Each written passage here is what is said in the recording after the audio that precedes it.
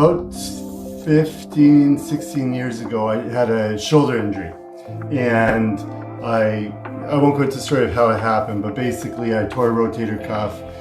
Because of that, anyway, other muscles are trying to make up for it. It's constantly sore. At night, it's been constantly sore. So a quick shout out to about 5 years ago, a friend of mine, Carrie Arnett, introduced me to something that allows me to sleep now at night, makes it so that it doesn't hurt as much as it did. So I'm so grateful for that. But here's my little analogy, what I was thinking about. So let's say my shoulder was the max output of my body. So whatever my shoulder was able to do was the max output of my body. So let's say my shoulder is roughly 5% of my mass. Okay, I don't know what it is, I didn't do the math, but let's say it's roughly that. So am I letting 5% of my body indicate my physical capacity to work out, to serve, to run, to have fun? If I let that soreness stop the rest of my body, the other 95%, I would not be able to serve, I would not be able to help people, I would not be able to play with my kids, I would not be able to do the things that bring me so much fulfillment. I would not be in the physical shape I am, because I'd be sitting out all the time because it would hurt too much. So now I understand some people are in that position that they do hurt so much that they are sitting out. But here's my question.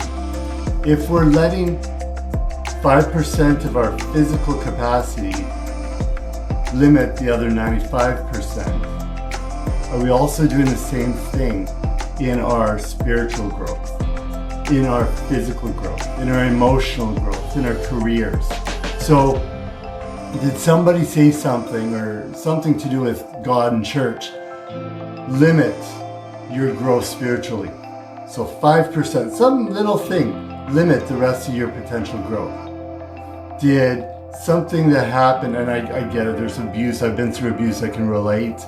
But are you letting that, something that happened years and years ago, limit your future growth, your future ability to give to a relationship, your future ability to grow and believe in yourself, have self-worth?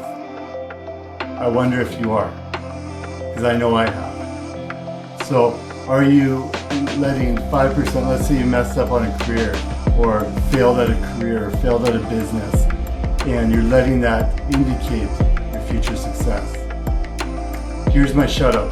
Please do not do that, okay? So if something's happened in the past, do a healing you need to do, or whatever you're able to do. Some wounds will not heal in this lifetime, and that's okay. But you don't have to let that limitation, that past, that hurt stop you from moving to your full potential. Okay, that's like climbing a mountain with it's like climbing with all the weights on. You're limiting yourself, right? You take those weights off and you soar. You just feel lighter, right? You take the feet out of those boots. You take those rocks out of your backpack and you soar, you float. How many of us today need to take those rocks out, put them away? Maybe they're not going to be thrown away because we need to deal with them still. I'm not saying ignore things, push it down. I'm not saying that. But don't let them indicate what your future growth is going to be.